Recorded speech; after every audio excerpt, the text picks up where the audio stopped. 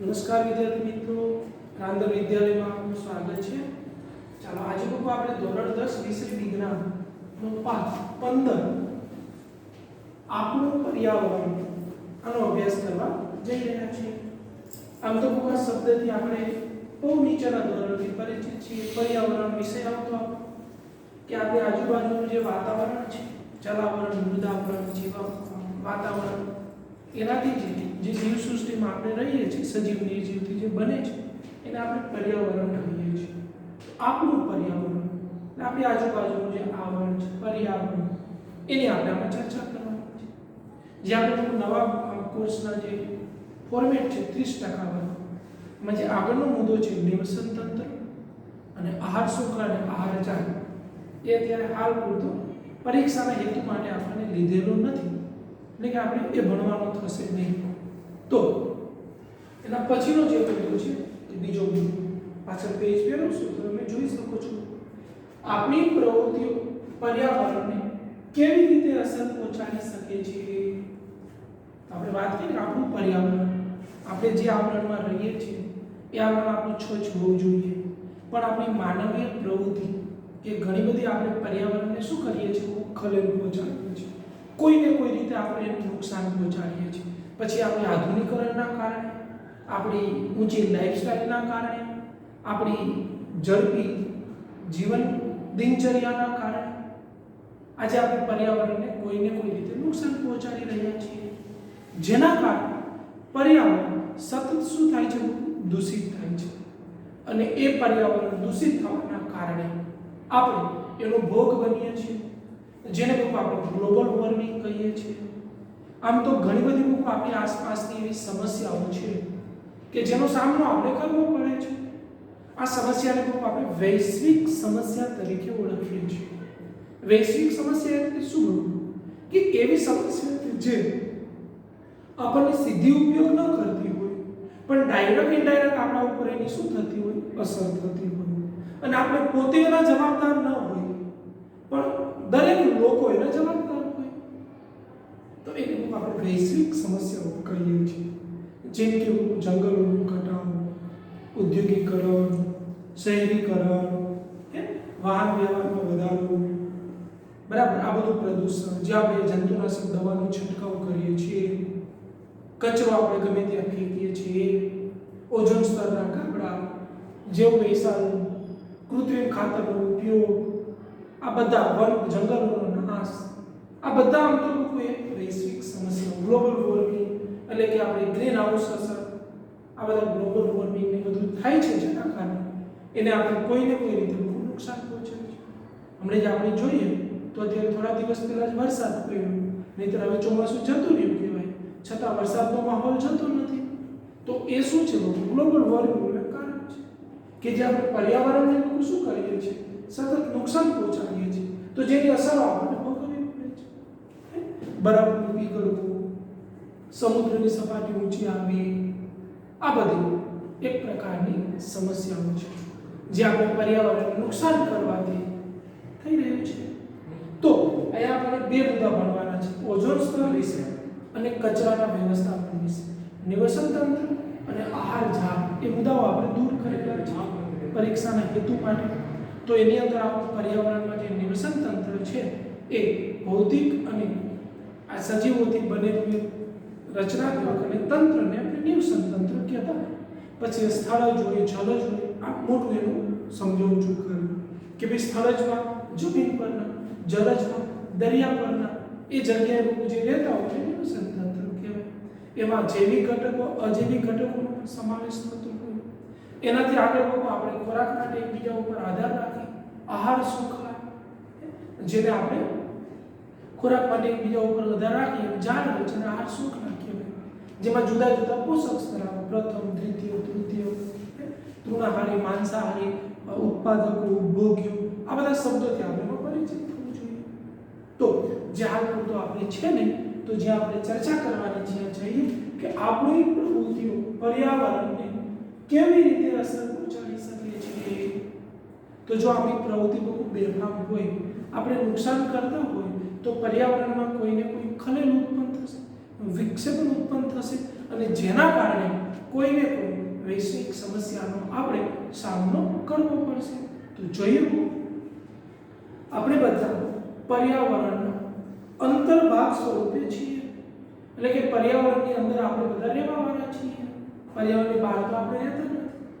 એટલે પર્યાવરણને થતું પરિવર્તન આપણને શું કરે છે? અસર પહોંચાડે છે.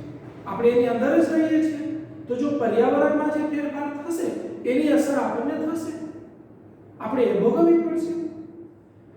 અને આપણી પ્રવૃત્તિઓ આપણી ચારે તરફના પર્યાવરણને અસર પહોંચાડે છે. ચારે તરફનું જે પર્યાવરણ છે એને શું કરે? અસર પહોંચાડે છે. ધોરણ 9 માં પણ આપણે આ થોડો અભ્યાસ કરી ચૂક્યા છે કે આપણી પ્રવૃત્તિ પર્યાવરણને કોઈને કોઈ પ્રકારે પ્રભાવિત કરે છે, કોઈને કોઈ રીતે આપણને પ્રભાવિત કરે. પછી દાખલા તરીકે શિયાળો હોય તો વધુ પડતી ઠંડી પડતી હોય, ઉનાળામાં વધુ પડતી ગરમી પડતી હોય, ચોમાસામાં અતિવૃષ્ટિ થતી હોય, અતિ વરસાદ પડતો હોય, તો આપણને કોઈ પ્રભાવિત કરે, કારણ કે એ વાતાવરણ આપણી સાથે સીધું જોડાયેલું છે. એટલે આ ભાગમાં આપણે પર્યાવરણ સંબંધી બે સમસ્યાઓના વિષયમાં વિસ્તૃતથી ચર્ચા કરીશું. બે વિષય મુદ્દાઓ પર આપણે ચર્ચા કરવાની છે. એક છે ઓઝોન સ્તર વિશે અને બીજું છે કચરાના વ્યવસ્થાપન વિશે. બીજી ઘણી બધી એવી સમસ્યાઓ છે, બરાબર, જે આપણે વૈશ્વિક સમસ્યા કોઈ નહીં બધી ગણી શકાય, પરંતુ આપણો જે પાઠ છે જેમાં જે મુદ્દાનો અભ્યાસ કરવાનો છે એ બે મુદ્દા છે. એક ઓઝોન સ્તરનું વિઘટન અને બીજું કચરાનું વ્યવસ્થાપન. તેનો પહેલો મુદ્દો આપણે સમજીએ છીએ ઓઝોન સ્તર અને તે કેવી રીતે વિઘટન પામે છે. ઓઝોન જે સ્તર છે એના વિશે અને વિઘટન કેવી રીતે પામે છે એના વિશે સમજવાનું છે. તો ઓઝોન વિશે કદાચ તમે જાણતા હશો કે ઓઝોન એક ઝેરી વાયુ છે, પણ એ આપણા વાતાવરણથી અમુક ઊંચાઈએ એ રહેલું છે. એની ખાસિયત એ છે કે પારજાંબલી કિરણોનું શોષણ કરે છે સૂર્યમાંથી આવતા.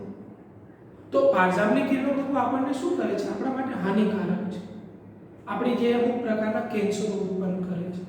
તો ઓઝોન છે એને શું કરે છે? શોષી લે છે. એટલે આમ તો આપણા માટે ઢાલ સ્વરૂપે છે, આપણા માટે ઉપયોગી છે. પરંતુ માનવીય પ્રવૃત્તિના કારણે અમુક વાયુઓ આપણે પ્રદૂષિત કરીને એ વાતાવરણમાં ભળ્યા, એટલે જે ઓઝોનનું સ્તર છે એ તૂટવા લાગ્યું, અંદર ગાબડા પડ્યા, અને એ ગાબડામાંથી પારજાંબલી કિરણો આપણા સુધી પહોંચે છે અને જે પૃથ્વી ઉપર આપણે જે રહીએ છીએ સજીવ સૃષ્ટિ એને નુકસાન કરે છે. પરંતુ જો આનું પ્રમાણ ઘટી જાય અથવા આજથી અટકી જાય તો એ નુકસાન થતું આપણે બચી શકીએ. તો આપણે ઓઝોન વિશે ચર્ચા કરવાની છે. તો જોયું ઓઝોન O3 નો અણુ ઓક્સિજનના 3 પરમાણુનો બનેલો છે. ઓઝોન છે એની સંજ્ઞા O3 છે, અને ઓક્સિજનના 3 અણુનો એ બનેલો છે. જ્યારે સામાન્ય ઓક્સિજન જેના અણુ 2 પરમાણુ હોય છે. ઓક્સિજનનું સૂત્ર શું છે આપણે જાણો છો? O2 સામાન્ય કુદરતી દ્વિઅણુ સ્વરૂપે હોય છે O2.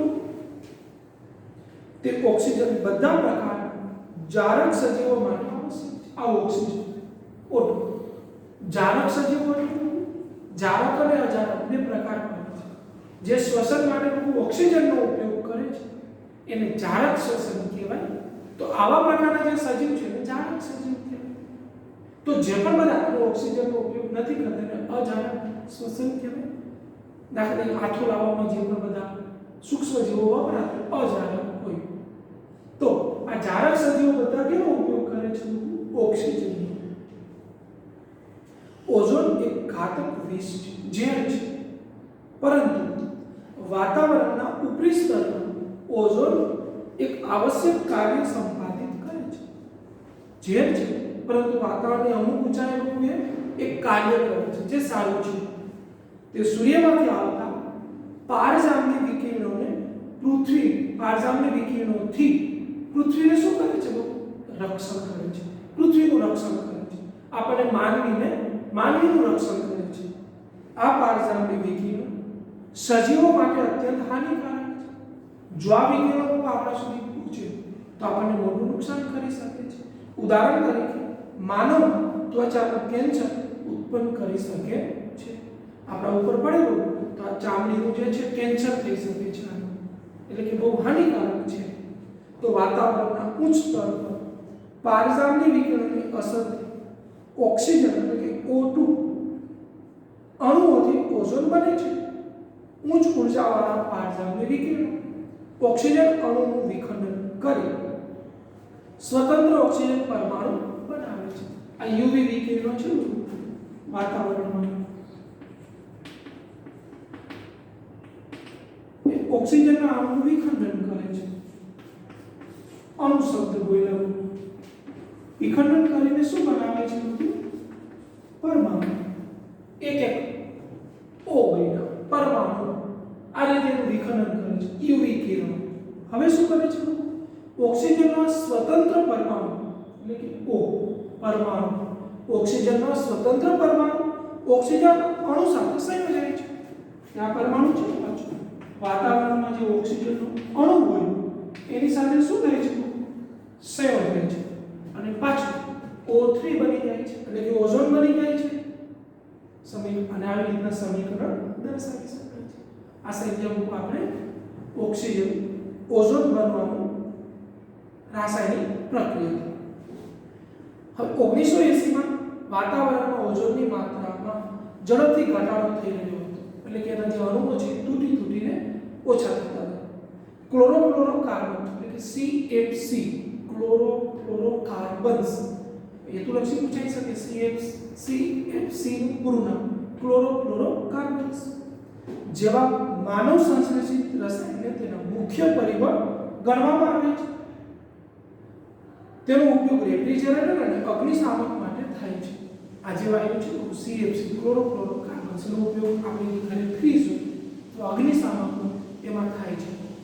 પરંતુ 1987 માં સંયુક્ત રાષ્ટ્ર પર્યાવરણ કાર્યક્રમમાં UNEP United National Environment Programme સર્વાનુમતે નક્કી થયું કે આજથી આપણે આ CFC વાયુનો ઉપયોગ શું કરશું?